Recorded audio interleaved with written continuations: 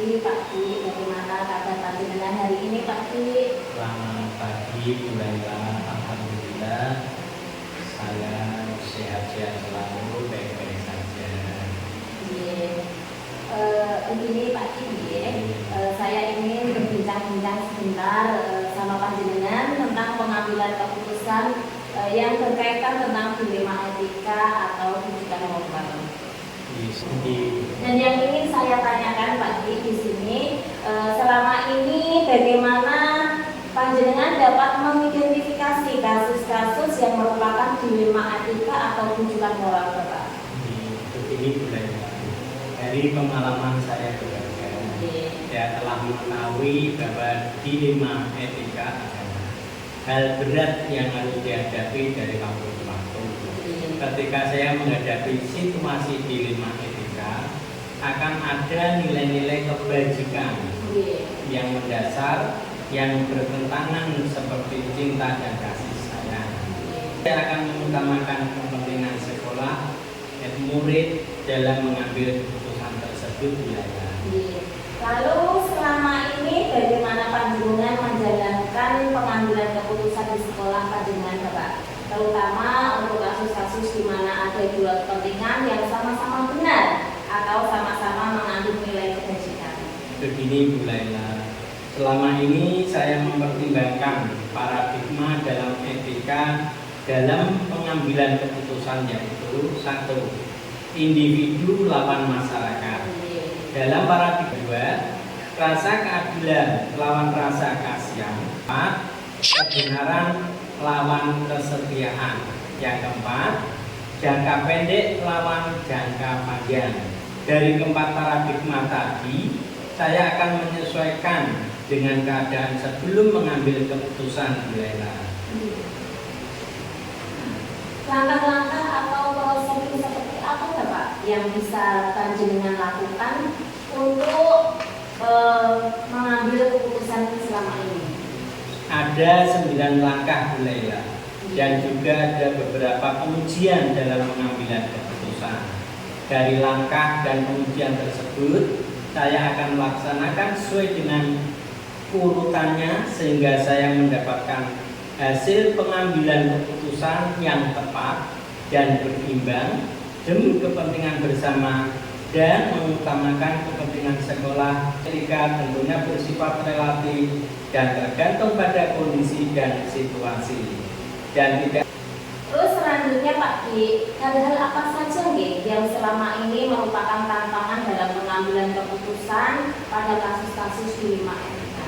Begini Bu Laila, tantangan-tantangan di lingkungan saya untuk dapat menjalankan pengambilan keputusan terhadap kasus-kasus dilema etika diantaranya adalah mengubah mindset dari warga sekolah untuk dapat melaksanakan keputusan yang dibuat. Dan selanjutnya Pak Ki, apakah panjenengan memiliki sebuah tata cara atau jadwal tertentu dalam sebuah penyelesaian kasus dilema etika? Dan apakah panjenengan langsung menyelesaikan di tempat atau memiliki sebuah jadwal untuk menyelesaikan dalam bentuk atau prosedur seperti apa yang panjenengan jelaskan? Saya tidak memiliki jadwal khusus dalam pengambilan keputusan. Saya akan memprioritaskan pengambilan keputusan pada permasalahan yang urgen terlebih dahulu, serta menyangkut kepentingan banyak orang atau kepentingan sekolah serta kepentingan peserta didik. Terus adakah seseorang atau faktor apa yang selama ini mempermudah atau membantu panjenengan dalam pengambilan keputusan dalam kasus-kasus dilema etika ini Pak Ki? Begini Bu Laila, untuk mempermudah saya dalam pengambilan keputusan, kita perlu pertimbangan dan pendapat orang lain, baik dari internal sekolah, wali murid, komite, atau bahkan dari atasan kita. Hal ini supaya apa yang sudah kita tetapkan sebagai keputusan tidak merugikan salah satu pihak dan mengutamakan kepentingan yang lebih besar. dari semua hal yang telah disampaikan panjenengan tadi, pembelajaran apa yang panjenengan petik dari pengalaman panjenengan dalam pengambilan keputusan dilematika ini? Dari pengalaman kita bekerja pada institusi pendidikan, kita sering dihadapkan pada rujukan moral dan dilema etika Bu Laila. Pada kondisi rujukan moral, kita pasti dapat berpegang pada aturan yang normal yang berlaku. Karena dalam rujukan moral, pilihan yang ada adalah salah dan benar. Terima kasih Pak Ki, saya ucapkan terima kasih atas waktunya. Panjenengan sudah bersedia menyempatkan waktu untuk berdiskusi atau sharing tentang kasus dilema etika di sekolah kita ini, yaitu SD Negeri Dempet 2. Terima kasih Pak Ki, sukses selalu di persiapan. Sama-sama Bu Laila, mudah-mudahan pendapat dari saya ini bermanfaat bagi Bu Laila untuk kedepannya, dan khususnya di SD Negeri Dempet 2 ini. Terima kasih Pak Ki. Sama-sama dulu.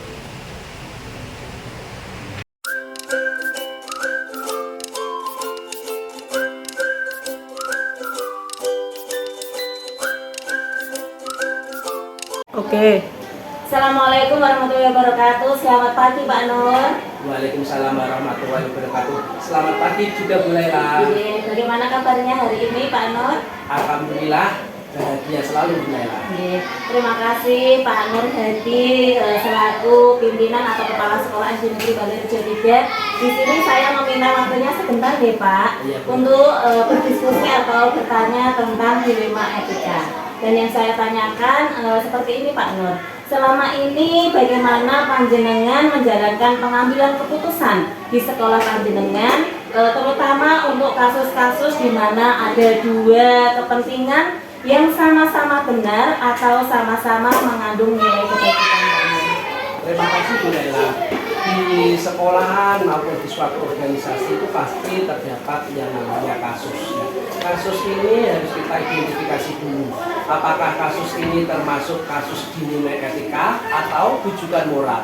Nah, dilema etika itu apa? Dilema etika itu adalah sesuatu yang kita ambil yaitu benar versus benar, di mana di sisi lain itu benar tapi di sisi lain masih bertentangan. Ya. Kalau rujukan moral benar versus salah, di mana suatu kasus itu di sisi lain benar tapi di sisi lain salah. Itu yang pertama harus kita identifikasi dulu. Kasus ini termasuk dilema etika atau rujukan moral. Terima kasih. Kemudian langkah-langkah atau prosedur yang seperti apa nih Pak yang bisa panjenengan lakukan selama ini? Terima kasih Bu Laila. Langkah-langkah dalam atau prosedur yang saya ambil, yang pertama saya identifikasi dulu masalah tersebut atau kasus tersebut. Yang kedua, kita komunikasikan atau kita musyawarahkan atau kita kolaborasikan dengan semua pihak yang ada di sekolah. Misalnya dengan saya sebagai kepala sekolah, kemudian dengan rekan guru, dengan wali murid, dengan komite, atau dengan kepentingan atau dinas terkait. Dan dengan kolaborasi dari semua elemen tersebut, insya Allah suatu permasalahan atau suatu kasus itu dapat terselesaikan. Begitu Bu Laila. Kemudian hal-hal apa saja yang selama ini panjenengan anggap efektif dengan pengambilan keputusan pada kasus-kasus dilema etika Pak? Nah, hal-hal yang efektif yang saya anggap efektif, yang pertama kita itu kita telusuri dulu.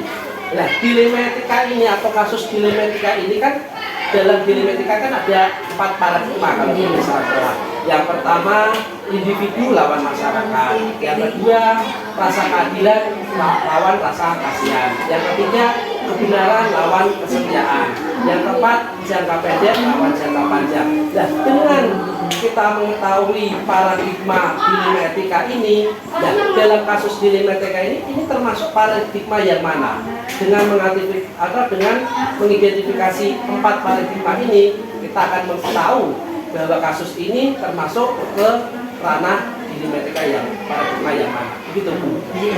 Kemudian hal-hal apa saja yang selama ini merupakan tantangan dalam pengambilan keputusan pada kasus-kasus dilema etika, Pak?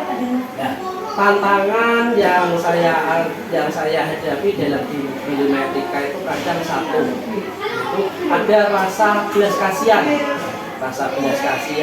kemudian tidak intinya itu belas kasihan, kemudian kebenaran, kasus ini termasuk benar atau salah. Nah itu kan kadang dilema etika yang kita hadapi, tantangan yang kita hadapi. Yang selanjutnya, apakah Anda memiliki sebuah tata kelola atau jadwal tertentu dalam sebuah penyelesaian kasus dilema etika ini, Pak? Apakah Anda langsung menyelesaikan di tempat atau memiliki sebuah jadwal untuk menyelesaikan bentuk atau prosedur seperti apa yang panjenengan jalankan nantinya? terima kasih Bu Lela. Untuk menyelesaikan suatu kasus, kita lihat skala prioritas dulu. Kalau kasus ini urgent, sangat penting, kita selesaikan waktu itu juga.